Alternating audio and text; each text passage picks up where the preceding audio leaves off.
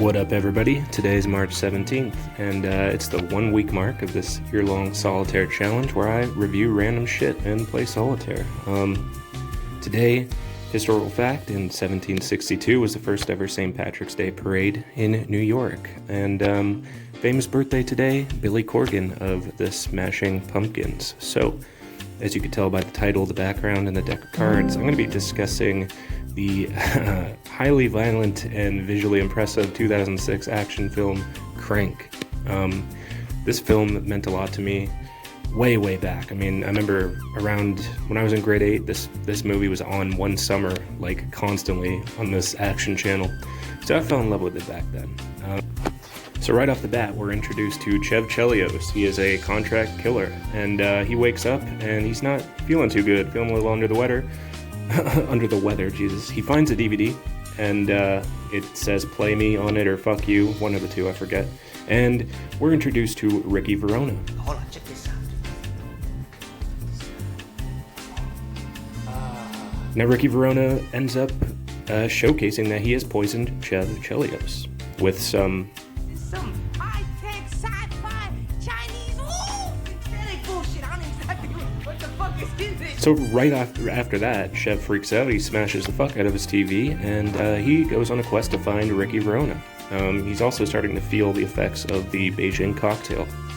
He goes to a biker bar and meets a side character there named Orlando, and pretty much demands he tells Chev where Ricky Verona is. Orlando doesn't know where he is, so Chev is definitely feeling the effects of the poison at this point, and he asks for some cocaine. What? This shit ain't free, nigga. And after that, he ends up snorting it off the bathroom floor like John Jones is probably doing somewhere right now in Albuquerque. Oh, what the? Oh, that's good. Oh, that's good. That's good, right? So after that incident, he keeps his heart rate up because we're introduced to some side characters, Doc, and also the sexually ambiguous character Kalo, who is pretty much Chev's sidekick, and he's played by Pedro from Napoleon Dynamite. We end up learning through Doc that this poison will eventually kill Chev if he doesn't get his adrenaline pumping. So the whole movie is based on this being a dope-ass action movie from start to finish. He has to keep his adrenaline up, or his heart will stop.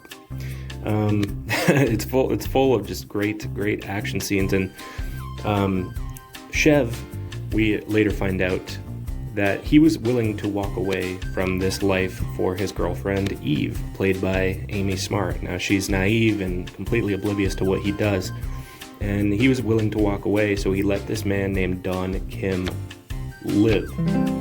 And that triggered the event of this whole movie, him letting him live. So anyways, Kalo informs Chev that he knows where Ricky Verona's brother is, and Chev, he tracks him down and fucks him up. Now, the banter between Chev and Ricky Verona throughout this film is absolutely hilarious. Like, they have phone calls together and stuff, and he taunts Ricky after he killed his brother. Yeah, Chev learns from Doc that there's this artificial adrenaline drug called epinephrine. So Chev goes to the hospital to try to reasonably get some. Something starts with E. England? Very funny. And that doesn't work out, so he ends up stealing it in an awesome action scene upstairs.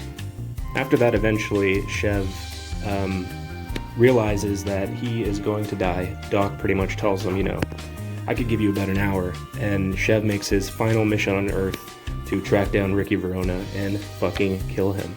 So, there's some dope-ass scene at the end of the movie in the third act. It takes place at the rooftop of this hotel.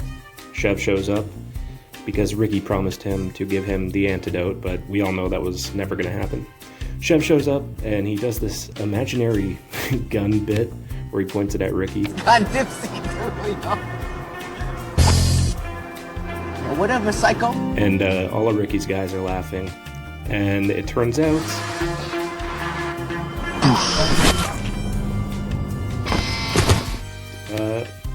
Don Kim backs Chev up, so there's this dope ass shootout on the roof. Well, this is how it is.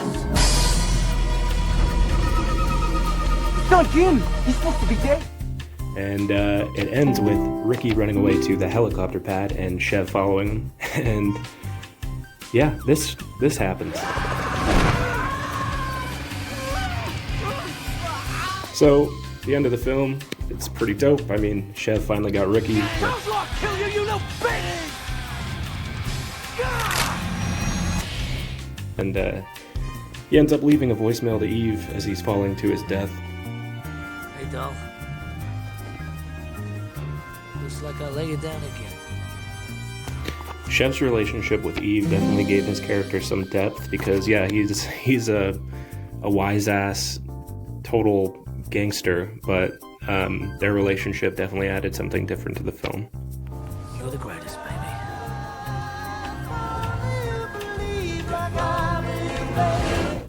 Now, both this and its 2009 sequel, yes, there is a sequel, believe it or not, were written and directed by the duo of Neville Dean and Taylor, Mark Neville Dean and Brian Taylor, and this film is so unique. Like, it's so stylized. They used like Google Maps to show characters getting from one location to another. There's tons of split screens, and during some drug scenes, like the filters they use and the colors are really, really interesting. It's beautifully shot, and Chev's witty throughout the whole film. I love his sense of humor.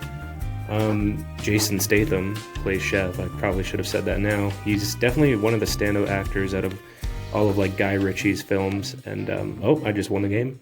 There we go.